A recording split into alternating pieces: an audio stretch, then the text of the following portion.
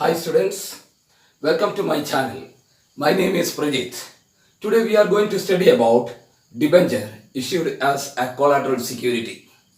ഇന്ന് നമ്മൾ പഠിക്കാൻ വേണ്ടി പോകുന്നത് ഡിബഞ്ചർ കൊളാട്രൽ സെക്യൂരിറ്റീസ് ആയിട്ട് ഇഷ്യൂ ചെയ്യുന്ന കാര്യമാണ്. അതിൻ്റെ അക്കൗണ്ടിങ് ട്രീറ്റ്മെൻറ്റുമാണ് നമ്മൾ ഇന്ന് പഠിക്കാൻ വേണ്ടി പോകുന്നത്. എന്താണ് കൊളാട്രൽ സെക്യൂരിറ്റി എന്ന് പറഞ്ഞിട്ട് ഉദ്ദേശിക്കുന്നത്?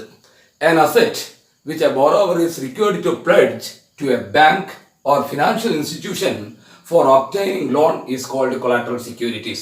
എന്താണ് കൊളാട്രൽ സെക്യൂരിറ്റി എന്ന് പറഞ്ഞിട്ട് ഉദ്ദേശിക്കുന്നത്? അതൊരു അസറ്റ്, ഏതെങ്കിലും ഒരു അസറ്റ് ഞങ്ങളൊരു ബാങ്കിൽ നിന്നോ ഒരു ഫിനാൻഷ്യൽ ഇൻസ്റ്റിറ്റ്യൂഷനിൽ നിന്നോ ലോൺ എടുക്കുന്ന സമയത്ത് പ്ലഡ്ജായിട്ട് വെക്കുന്നുണ്ടെങ്കിൽ, പണയപ്പെടുത്തുന്നുണ്ടെങ്കിൽ ആ പണയ വസ്തുവിന് പറയുന്ന പേരാണ് collateral securities. So we can issue debenture also as A collateral security for taking loan for the company. അപ്പോൾ കമ്പനിക്ക് എപ്പോഴെങ്കിലും ഒരു ലോൺ എടുക്കേണ്ടി വരുന്ന സമയത്ത് കമ്പനി ഡിബെഞ്ചർ കൊളാട്രൽ സെക്യൂരിറ്റീസ് ആയിട്ട് ബാങ്കിൽ പണയപ്പെടുത്തിക്കൊണ്ട് ലോൺ എടുക്കാറുണ്ട്. ആ രീതിയാണ് നമ്മളിവിടെ ഇന്ന് പഠിക്കാൻ വേണ്ടി പോകുന്നത്. അപ്പോൾ what is collateral security? An asset which a borrower is required to pledge to a bank or financial institution for obtaining loan is called collateral securities. ഇവിടെ എന്താ ഈ തരത്തില് ഒരു കൊളാട്രൽ സെക്യൂരിറ്റീസ് ആയിട്ട് ബാങ്കിലേക്ക് കമ്പനികൾ ഡിബഞ്ചർ ഇഷ്യൂ ചെയ്യുന്നത് എങ്ങനെയാണ്? While taking loan by the company from the bank, from the bank or financial institution, debenture may be issued as collateral security. സാധാരണത്തിൽ ബാങ്കിൽ നിന്ന് ലോൺ എടുക്കേണ്ടി വരുമ്പോൾ കമ്പനിക്ക് ഡിബെഞ്ചർ ഒരു കൊളാട്രൽ സെക്യൂരിറ്റീസ് ആയിട്ട് വെച്ച് എടുക്കാൻ വേണ്ടി പറ്റും. പക്ഷേ ഇവിടെ ശ്രദ്ധിക്കേണ്ടുന്ന ഒരു കാര്യം, കമ്പനിയുടെ കേസിലാണെങ്കിൽ such debentures are issued as an additional security for taking loan only.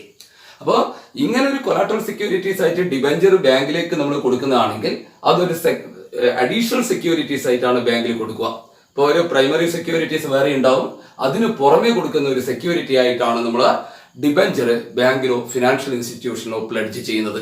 അപ്പോൾ ഒരു കമ്പനിക്ക് ലോൺ ആവശ്യമായിട്ട് വരുന്ന സമയത്ത് കമ്പനിക്ക് എന്ത് ചെയ്യാൻ വേണ്ടി പറ്റും? ഒരു അഡീഷണൽ സെക്യൂരിറ്റി ആയിട്ട് ഡിബെഞ്ചർ ബാങ്കിൽ പണയപ്പെടുത്താൻ വേണ്ടി പറ്റും. ഈ കേസിൽ പ്രധാനമായിട്ട് ചിന്തിക്കേണ്ടുന്ന ഒരു കാര്യം, ഈ കേസിൽ ലെൻഡർ ഇൻസ്റ്റിറ്റ്യൂഷനാണ് ആ സെക്യൂരിറ്റീസിന് മുകളിൽ മുഴുവനായിട്ടുള്ള ആധിപത്യം അല്ലെങ്കിൽ അവകാശം ലെൻഡർ ഇൻസ്റ്റിറ്റ്യൂഷനാണ് ഏതുവരെ? ആ കമ്പനി ലോൺ തിരിച്ചടക്കുന്നത് വരെ. അപ്പോൾ ഒരു കമ്പനി ബാങ്കിൽ നിന്ന് ലോൺ എടുക്കുമ്പോൾ കമ്പനി ബാങ്കിലേക്ക് അഡീഷണൽ സെക്യൂരിറ്റീസ് ആയിട്ട് ഡിബെഞ്ചർ ഇഷ്യൂ ചെയ്യുന്നുണ്ടെങ്കിൽ അതിനെ കൊളാട്രൽ സെക്യൂരിറ്റീസ് ആയിട്ടുള്ള ഡിബെഞ്ചർ എന്ന് നമുക്ക് പറയാൻ വേണ്ടി പറ്റും.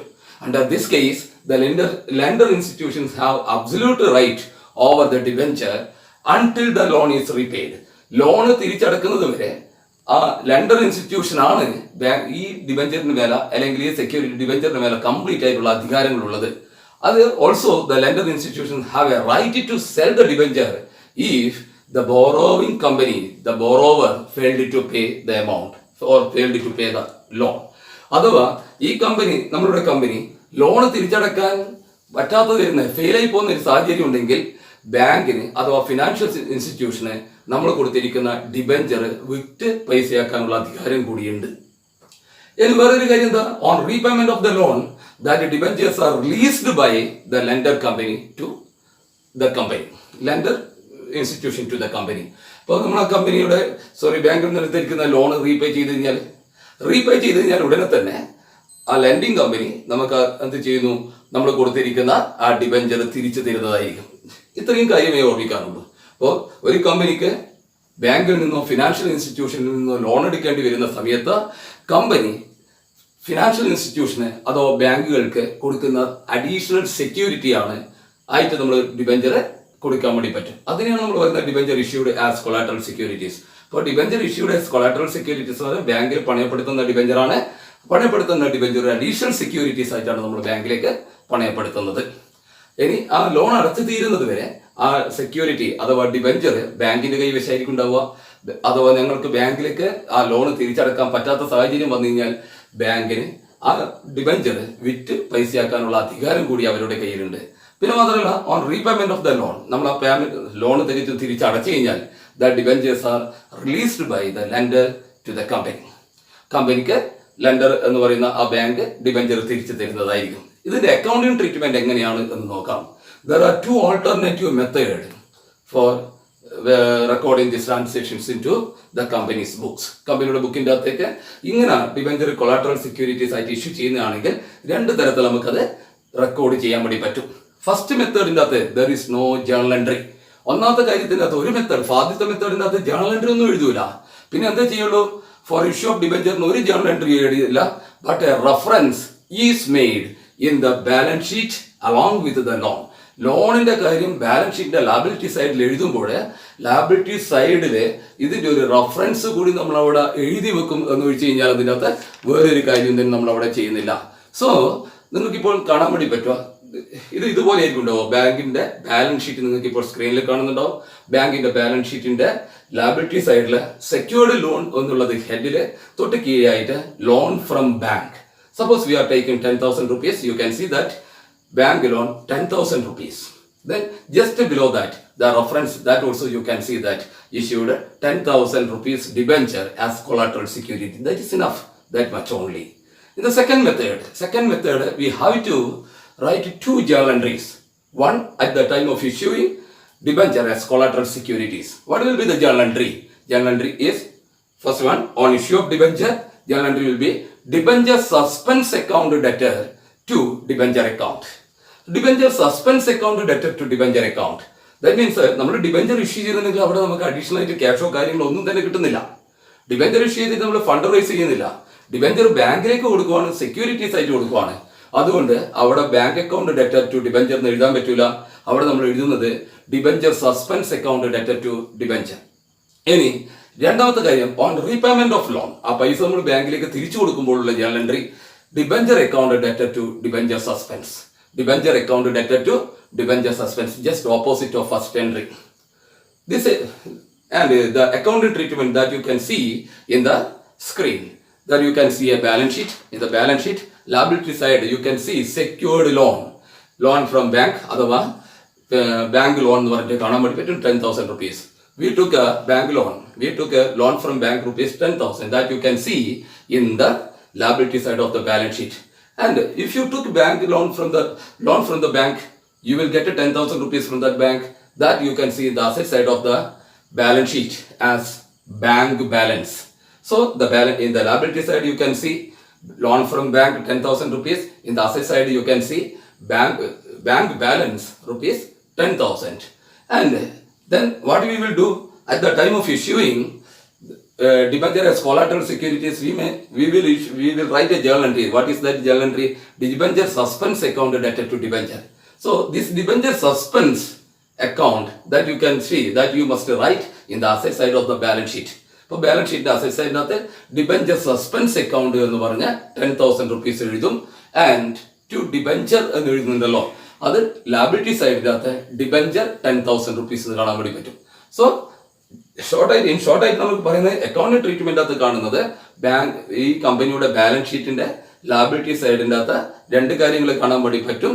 ഒന്ന് ഡിബഞ്ചർ 10,000 കൊളാട്രൽ സെക്യൂരിറ്റീസ് ആയിട്ട് ഇഷ്യൂ ചെയ്തിരിക്കുന്ന ഡിബഞ്ചർ എന്ന 10,000. ദെൻ ലോൺ ഫ്രം ബാങ്ക് അല്ലെങ്കിൽ ബാങ്ക് ലോൺ എന്ന് പറഞ്ഞിട്ട് കാണാൻ വേണ്ടി പറ്റും 10,000. അസറ്റ് സൈഡിൽ എടുത്തിരിക്കുന്ന ലോണ് ബാങ്ക് ബാലൻസ് അഥവാ ബാങ്ക് എന്ന് പറഞ്ഞിട്ട് 10,000 കാണാൻ വേണ്ടി പറ്റും. ഈ ഡിബഞ്ചർ ഇഷ്യൂ ചെയ്യുമ്പോൾ എഴുതിയിരിക്കുന്ന ഡിബഞ്ചർ സസ്പെൻസ് അക്കൗണ്ട് എന്നുള്ള കാര്യം അസറ്റ് സൈഡിൻ്റെ അകത്ത് 10,000 കാണാൻ വേണ്ടി പറ്റും. ഇനി ഈ ബാങ്ക് ഡിബഞ്ചർ സസ്പെൻസ് അക്കൗണ്ടും അതുപോലെ തന്നെ ഡിബഞ്ചർ അക്കൗണ്ടും will be removed from the balance sheet after the repayment of bank loan by writing that journal entry. What was the journal entry? Debenture account debtor to debenture suspense account. That was the last journal entry. This much only. This is the accounting treatment. Okay. So നിങ്ങൾക്ക് എല്ലാവർക്കും ഈ കാര്യങ്ങൾ മനസ്സിലായിട്ടുണ്ടാവുന്ന വരുന്നു. If you understood all these things, if you like this channel, then please subscribe this channel and also don't forget to click the bell icon in the screen. ഇനി നിങ്ങളെല്ലാവരും ഞാൻ എൻ്റെ white board ആനിമേഷൻ്റെ അകത്തേക്ക് ക്ഷണിക്കുകയാണ്.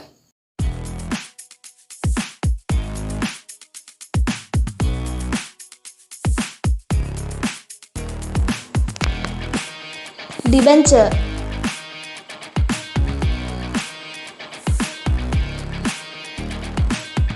Hi, welcome to my whiteboard animation center.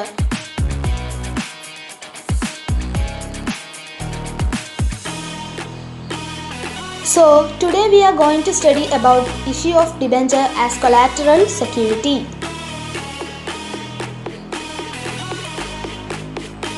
So, what is collateral security?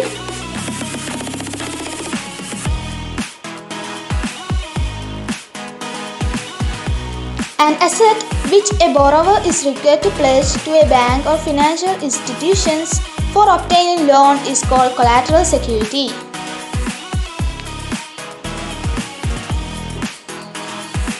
Accounting treatment. There are two alternative methods.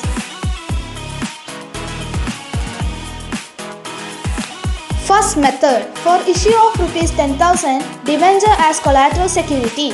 No entry for issue of debenture, but a reference is made in the balance sheet along with loan. This will be the balance sheet.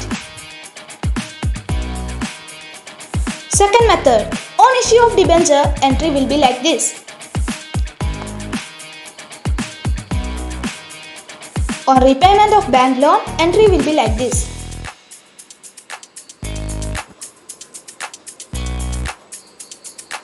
This will be the balance sheet.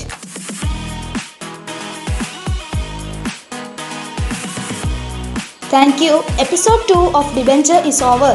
Episode 3 is coming.